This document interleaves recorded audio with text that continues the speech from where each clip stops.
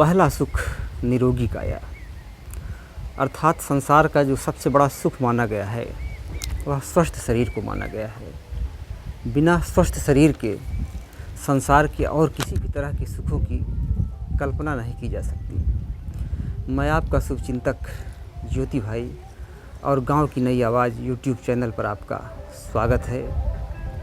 पिछले 2 एपिसोड में हमने प्रतिष्ठित विज्ञान लेखक श्री विजय चितौरी जी की चर्चित पुस्तक का आधुनिक जीवन और स्वास्थ्य आप लोगों के सामने प्रस्तुत किया। आज है इसका तीसरा भाग।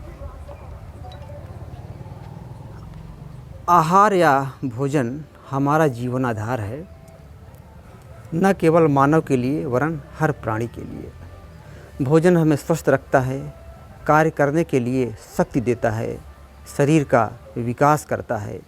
लेकिन यदि भोजन संतुलित नहीं है, उसमें कुछ तत्वों की अधिकता है, कुछ की कमी है या इसके उपयोग का तरीका सही नहीं है तो नुकसानदायक हो जाता है। इसमें दो राय नहीं कि आजकल अधिकांश मरीजों की बीमारी का कारण उनका गलत आहार विहार ही है। ऐसे मरीजों की संख्या बहुत बड़ी हो सकती है जो अपने आहार विहार में परिवर्तन करके अपने को रोग मुक्त कर सकते हैं। आज भोजन शास्त्र या डाइटिक्स एक विकसित विज्ञान है। आज हमें पता है कि किस तरह के व्यक्ति को किस तरह के आहार की कितनी मात्रा में ज़रूरत है, किस आहार में कौन कौन तत्व कितनी मात्रा में मौजूद हैं, भोजन को किस तरह से पकाया जाए या उसका उपयोग कैसे किया जाए कि उसका पोषण मान बना रहे। इन सब जानकारियों की उपलब्धि के बावजूद आम आदमी को संतुलित और पौष्टिक आहार नहीं मिल पा रहा है। फलता हुआ तमाम तरह की परेशानियां झेल रहा है। इससे अच्छी स्थिति तो तब थी जब आहार शास्त्र इतना विकसित नहीं था। कारण उस समय हमारी थाली में जो भोजन आता था वह अधिकाधिक प्राकृतिक और पौष्टिक होता था।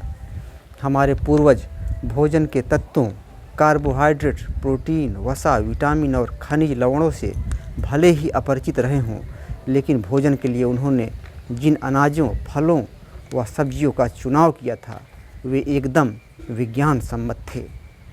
मुझे अपने बचपन के वे दिन याद हैं जब हमारे खेतों में करीब दर्जन भर खाद्य फसलें अलग अलग मौसमों में उगाई जाती थीं, जैसे सांवा, कोदो, बाजरा, ज्वार, अरहर, चना, मटर, उड़द, मूंग, तिल, मक्का, जौ आदि।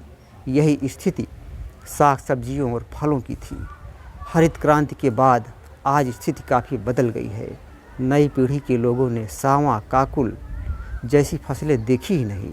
आज धान और गेहूं ही मुख्य फसलें देखने में रह गई हैं, जिन्हें उपजाने के लिए भारी मात्रा में उर्वरकों और कीटनाशकों का उपयोग करना पड़ रहा है।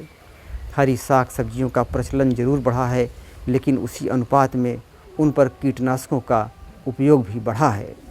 खाद्य विविधता के समाप्त होने से आदमी को भोजन के सभी आवश्यक तत्व नहीं मिल पा रहे हैं, जिसकी पूर्ति यदि वह अन्यत्र से नहीं करेगा तो अपना स्वास्थ्य सुरक्षित नहीं रख पाएगा। आहार विज्ञान का आज इसीलिए बड़ा महत्व है। इस तरह भोजन को मोटे तौर पर 3 वर्णों में बांट सकते हैं।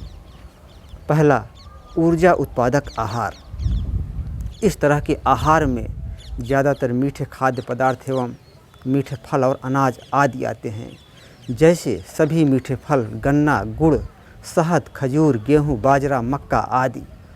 आहारीय भाषा में इस तरह के पदार्थों को कार्बोहाइड्रेट कहते हैं। कार्बोहाइड्रेट के अलावा वसा भी ऊर्जादायक आहार है। वसा चिकनाई वाले खाद्य पदार्थों जैसे घी, दूध, तेल, मक्खन, नारियल आदि में मिलती है। कार्बोहाइड्रेट की अपेक्षा यह पचने में ज़्यादा समय लेती है, लेकिन देर तक ऊर्जा प्रदान करती है।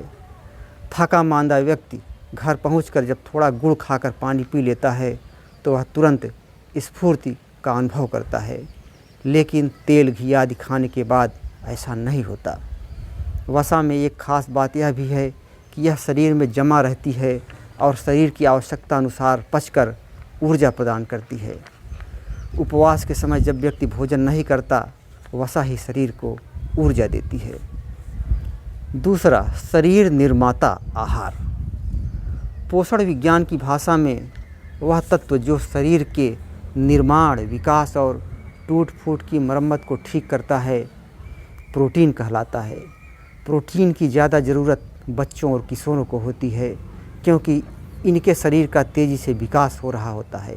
प्रोटीन प्राप्ति के मुख्य 2 साधन हैं। पशु जगत से प्राप्त प्रोटीन जैसे दूध, दही, मट्ठा, मांस, मछली, अंडा आदि।